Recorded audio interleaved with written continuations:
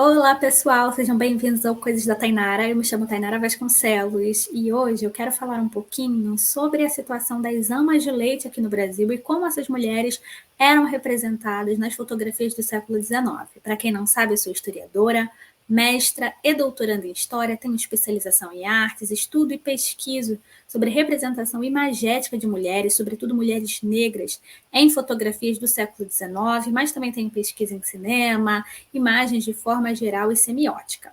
Hoje eu quero compartilhar com vocês um post que eu fiz nas minhas redes sociais chamado Coisas da Tainara e trazer esse post explicado aqui, falado. Espero que vocês gostem, podem acompanhar aí no slide, deixem os comentários daquilo que vocês acharam. Vai ser uma aula breve, mas completinha em relação ao ser ama no Brasil enquanto negra do século XIX. Bem, vamos lá, gente. O século XVIII ele marca a criação da tríade mãe, esposa e rainha do lar na Europa, mas também aqui na América, para mulheres brancas, conferindo o status de mães da nação e valorizando a então noção recém-criada de instinto materno. Essa noção recém-criada de instinto materno, ela não era conhecida nos séculos anteriores. A função das mães e a forma como as mães tratavam os filhos, sobretudo ali na Europa, ela era muito diferente daquilo que hoje nós compreendemos como um amor materno. Até então, as pessoas não consideravam que era instintivo uma mãe amar o seu filho.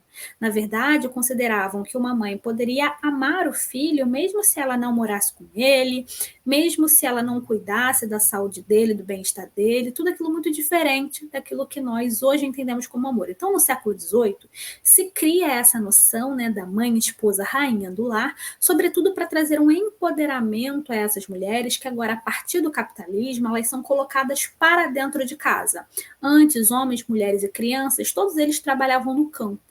E ali, com o surgimento do capitalismo, as primeiras manufaturas e depois indústrias, essas mulheres elas são colocadas para dentro de casa para que os homens pudessem, então, fazer o trabalho de uma jornada de 44 horas semanais, que, na verdade, nessa época era muito mais horas semanais. Então, para que essa mulher conseguisse gerenciar a casa, né, esse homem pudesse ter comida, roupa lavada, as crianças pudessem ser olhadas, cuidadas por alguém, alguém tinha que estar em casa. Quem iria estar em casa? As mulheres.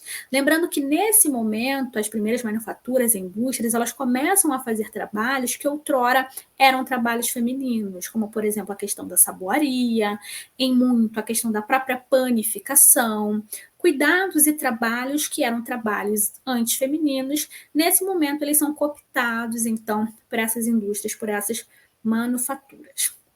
Então se cria esse empoderamento, né, de que o local da mulher era dentro de casa. Antes disso, você não tem essa ideologia tão demarcada, apesar de sim, homens e mulheres terem locais diferentes na sociedade.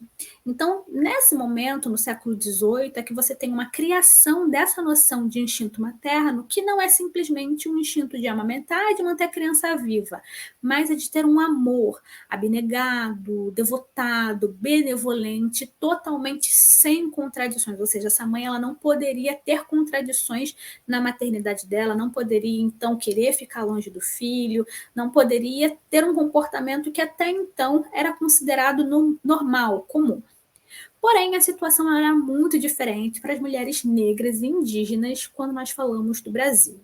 Elas não eram símbolo da feminilidade como essas mulheres brancas europeias, e a mulher negra ela ocupava um local de outro do outro na sociedade. Então, se a mulher branca ela já era considerada o outro, porque o sujeito era esse homem, né, o homem ideal das virtudes, o homem kantiano, então essa mulher branca ela já era considerada o outro. A mulher negra, então, ela era o outro do outro, porque ela nem era considerada de fato uma mulher plena, uma mulher de verdade. E aquelas mulheres que eram escravizadas ou então que eram livres, mas pobres, elas trabalhavam muitas vezes como amas de leite, amas secas e babás. Enquanto escravizadas, não havia aquela crença de que a gravidez elevava essas mulheres, de que elas cumpririam o destino dela como mulheres nesse mundo. Na verdade, a gravidez dessas mulheres negras, mulheres pardas, era vista socialmente como um negócio, e um negócio lucrativo não para elas, mas para os senhores, ou seja, quantos mais filhos estivessem no mundo, mais força de trabalho gratuita eles teriam. E algumas mulheres, desesperadas para não criarem os filhos na condição de escravizados, né, na escravidão, ou então em condição de extrema pobreza, elas acabavam recorrendo à interrupção dessa gestação como uma negação do cativeiro. Então, a gente tem uma bibliografia grande na historiografia mostrando que a interrupção da gravidez era comum em situações de extrema pobreza e em situações de cativeiro para que as crianças não fossem submetidas àquela situação. E nós sabemos também que, além da natalidade não ser alta entre as escravizadas, a mortalidade infantil, independente da classe social, ela era muito alta, né? E muitas mulheres negras, elas eram alugadas ou vendidas para ocupar a função de ama. As amas eram responsáveis pela amamentação do bebê, pelo cuidado dele, também em muitos casos pelo asseio do ambiente. E com o crescimento dessa criança, muitas dessas amas elas ficavam incumbidas agora como amas secas, ou seja, amas que não estavam mais amamentando, ou até mesmo na função de babás, de passarem os valores e a educação para as crianças. Havia uma preferência aqui no Brasil, no século XIX, por amas sem filhos, ou seja, amas que tinham abandonado esses bebês ou que tinham morrido no parto. Mas havia também um medo do seu humor, que poderia ser vingativo, em relação a essa criança, se ela fosse separada do seu filho. Quando elas tinham filho, qual era a situação? A amamentação dos filhos delas era secundária, se tornava secundária. Ou elas deviam abandoná-los na roda, acreditando que alguém ia resgatá-los, que eles iam para algum tipo de abrigo ou coisa do tipo, ou alimentá-los só depois que o filho dos senhores estivesse satisfeito, ou seja, só à noite. Então, não é que essa criança ficava passando fome o dia inteiro. Essa criança era amamentada com outras coisas, com leite de vaca, com leite de cabra, com água com farinha, independente. Só que o leite materno, o leite da mãe, ele era prioritário para o filho dos senhores. Em um caso emblemático, eu trouxe algumas fotos aqui para vocês verem, uma ama de leite chamada Ambrosina, que era negra, escravizada e analfabeta, foi acusada de matar o filho dos patrões como uma assassina fria, porque ela supostamente priorizou amamentar o seu próprio bebê. Ela trabalhou entre 86 e 1887 como ama de leite de Benedito. Ele era filho do juiz Benedito Filadelfo de Castro. E a mãe desse bebê provavelmente estava com depressão pós-parto. E ela foi acusada de sufocar o bebê com uma fralda para amenizar o choro dele de fome, porque ela havia amamentado o seu próprio filho. Os senhores chamavam ela de feiticeira, dizia que ela agia de má vontade com o menino, ela estava sempre contrariada, irritada, quando era mandada amamentar a criança.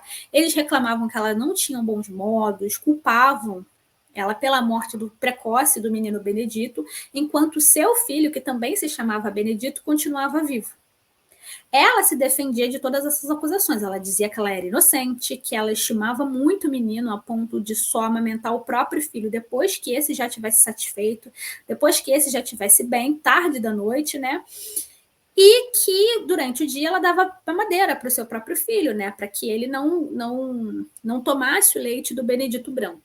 Depois de meses na prisão, a Ambrosina ela foi liberada por falta de provas, porque eles não tiveram como provar que, de fato, ela, de alguma forma, atentou contra a vida desse menino. E esse caso eu acho muito interessante porque ele mostra que havia uma expectativa geral e real de que essas amas tivessem gratidão e demonstrassem submissão aos senhores. E isso incluía elas terem prazer em amar os filhos dos senhores, como elas não podiam amar seus próprios filhos, e dando a essas crianças algo que elas não podiam dar aos seus próprios filhos: afeto, cuidado e, sobretudo, nutrição. Além disso, as mães enlutadas, né, as amas que haviam perdido seus filhos, tinham um luto completamente ignorado. E outras eram incentivadas a abandonar os filhos pelos senhores, acreditando nas promessas deles, né, de que essas crianças elas cresceriam livres se elas conseguissem sobreviver ali nesse primeiro momento. Em todo caso, nós estamos falando de mulheres que eram forçadas, através desse contrato, né, caso elas fossem escravizadas, ou até mesmo pela extrema pobreza, a cuidar de um outro bebê quando elas mesmas tinham seus bebês. O amor que elas não podiam dar a seus próprios filhos, elas deveriam então dar a essas crianças brancas. E eles então as salvariam da amargura de uma vida difícil. Então percebam que na foto as amas elas estão sempre em harmonia com essas crianças, né? E não era raro o carinho e a estima real entre amas e as crianças, não. Pelo contrário, nós temos inclusive registros, cartas escritas pelas amas, relatos falando de como as amas sofriam quando se afastavam das crianças, uma vez que elas antes já haviam se afastado dos seus próprios filhos e de alguma forma essas crianças ocupavam ali um local secundário na vida delas, né? E a partir do século XIX, né, com o aumento da migração para o Brasil, se aumentou o número de amas estrangeiras. Eram mulheres livres ou libertas, que nasciam no Brasil ou não, e ofereciam os seus serviços de amas, né, que era chamado aleitamento mercenário. Então, aqui nós percebemos que há um número de mulheres que não eram mulheres negras, não eram mulheres escravizadas, eram mulheres brancas que também estavam atuando como amas. Porém, essas mulheres, porque elas vendiam o seu próprio leite de uma forma espontânea, ou seja, elas não eram alugadas e também não eram vendidas por terceiros, elas causavam muita desconfiança social, porque como assim elas estão vendendo uma parte de si por livre e espontânea vontade? E por causa das epidemias de febre amarela e cólera que surgiram ali em 1880, os médicos eles acabaram criando propostas de regulamentação dos serviços das criadas e das amas, né? E isso especificava-se ali em muitos exames médicos em clínicas específicas para esse tipo de tratamento.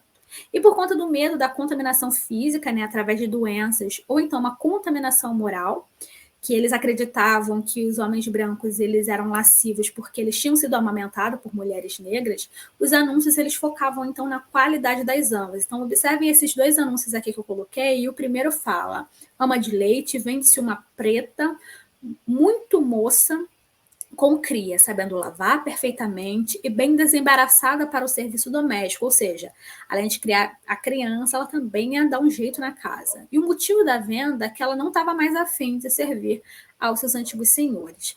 No segundo anúncio fala: precisa-se alugar uma ama de leite sadia, sem cria e de boa conduta. E aí fala para tratar lá na casa do Luiz. Então, observem, né, esses dois anúncios. Num, ele está falando que, olha, eu estou vendendo uma ama, ela é muito jovem, mas ela tem filho, tá? Mas ela tem filho, mas ela sabe fazer de tudo dentro de casa. Então, fica tranquilo que ela está indo por livre e espontânea vontade e o trabalho doméstico está garantido. No segundo, é uma pessoa que quer alugar uma ama e ela está falando, olha, preciso de uma ama, ela precisa ser saudável, ela precisa ter uma boa conduta, mas, sobretudo, ela precisa não ter filhos. E onde ia parar o filho dessa ama, gente?